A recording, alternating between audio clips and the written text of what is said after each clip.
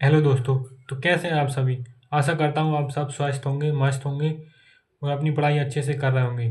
स्वागत है आप सभी का आपके अपने YouTube channel nice studies centre में। आज हम कक्षा 10वीं विज्ञान के अध्याय 2 अम्ल क्षारक एवं लवण, इस अध्याय के जितने भी एमसीक्यू ऑब्जेक्टिव क्वेश्चन बनते हैं जो बोर्ड एग्जाम के लिए अति महत्वपूर्ण है, आज हम इस वीडियो में उन्हें सोल्व करने वाले हैं। तो पहला प्रश्न है हमारा, सल्फेट हेमीहाइड्रेट का अन्य नाम क्या है। सल्फेट हेमीहाइड्रेट का दूसरा नाम क्या है। तो जिप्सम, प्लास्टर ऑफ पेरिस, ब्रंजक चूर्ण या फिर इनमें से कोई नहीं।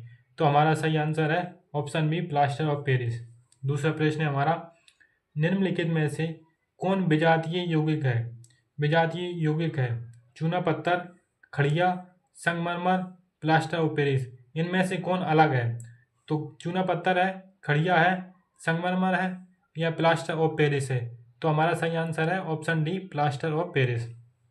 तीसरा प्रश्न है, इनमें से कौन अम्लीय पदार्थ है। इनमें से बताना है कौन अम्लीय है। नारंगी का रस, धोने का सोडा, साबुन या फिर बेकिंग सोडा। तो आपको सबको पता है, तो नारंगी का रस ये अम्लीय है। हमारा ऑप्शन ए सही हो जाएगा। चौथा प्रश्न है, टार्टरिक अम्ल किस प्रकार का अम्ल है। जो टार्टरिक अम्ल होता है ये किस प्रकार का अम्ल है। कार्बनिक अम्ल, अकार्बनिक अम्ल, दोनों या फिर दोनों ही नहीं। तो हमारा सही आंसर है कार्बनिक अम्ल होता है, ऑप्शन ए। पांचवा प्रश्न हमारा, नींबू में किस प्रकार का अम्ल पाया जाता है। जो नींबू होता है उसमें किस प्रकार का अम्ल पाया जाता है। साइट्रिक अम्ल, एस्कॉर्बिक अम्ल, कार्बनिक अम्ल या इनमें से कोई नहीं। तो हमारा आंसर सही है ऑप्शन ए, साइट्रिक अम्ल। छठवां प्रश्न हमारा, हल्दी, लिटमस पत्र आदि किस प्रकार के सूचक होते हैं। जो हल्दी और लिटमस पत्र होते हैं वे किस प्रकार के सूचक हैं। प्राकृतिक सूचक, संश्लेषित, दोनों या फिर इनमें से कोई नहीं। तो हमारा सही आंसर है ऑप्शन ए, प्राकृतिक। हमारा अगला और सातवां प्रश्न है, जिस अम्ल के जलीय विलयन में पर्याप्त हाइड्रोनियम आयन होते हैं कहलाते हैं, वो क्या कहलाते हैं। दुर्बल अम्ल कहलाते हैं, प्रबल अम्ल कहलाते हैं, सामान्य अम्ल कहलाते हैं या फिर इनमें से कोई नहीं।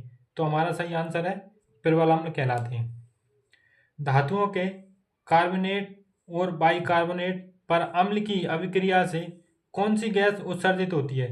जो धातुओं के कार्बोनेट और बाइकार्बोनेट होते हैं, अम्ल उन पर अम्ल की अभिक्रिया से कौन सी गैस निकलती है।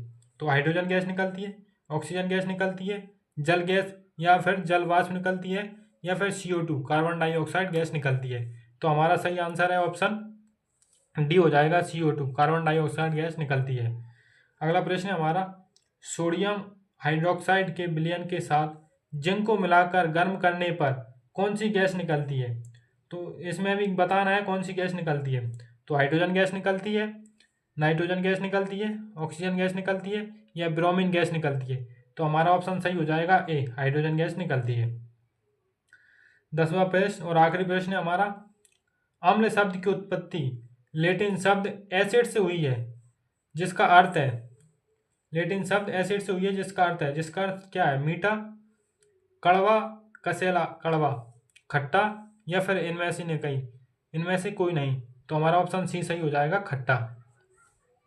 यह आज का होमवर्क है। इनमें से कौन गंधीय सूचक है।